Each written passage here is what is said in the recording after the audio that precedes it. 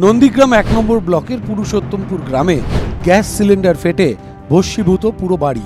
পুরুষোত্তমপুর গ্রামের বাসিন্দা সুভাষ দলুইয়ের বাড়িতে এই বিস্ফোরণ ঘটে। সুভাষ দলুইয়ের বৌমা রান্নাঘরে গ্যাসের ওভেনে দুধ গরম করছিলেন। সেই সময় গ্যাসের পাইপ লিক হয়। মুহূর্তের মধ্যে আগুন লেগে যায় গ্যাসের সিলিন্ডারে। নিমেষে পুরো বাড়িতে ছড়িয়ে পড়ে আগুনের লেলিহান শিখা। বিস্ফোরণের অভিঘাতে উড়ে যায় টালির চাল। আগুনে ভস্মীভূত হয়ে যায় পুরো বাড়ি। প্রতিবেশীদের সহায়তায় আগুন নিয়ন্ত্রণে এলেও ততক্ষণে সব পুড়ে ছাই। এখানে এই রান্না করছিল আর কি, গোড়া থেকে লিক হয়ে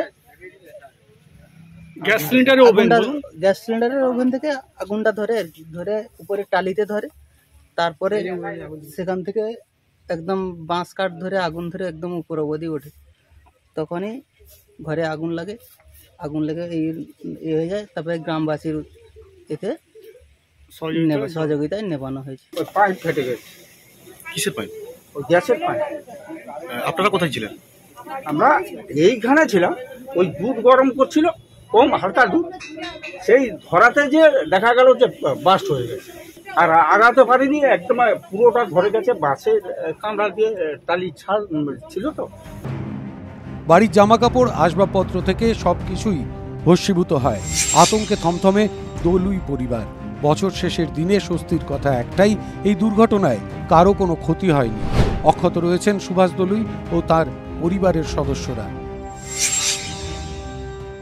TV9 বাংলা ডিজিটাল।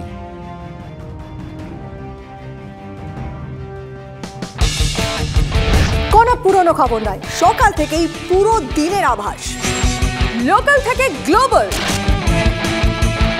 ঘটনাস্থল থেকেই রিপোর্টারের মুখে শুনে নিন আসল ঘটনা। দিন শুরু করুন TV9 বাংলার সঙ্গে।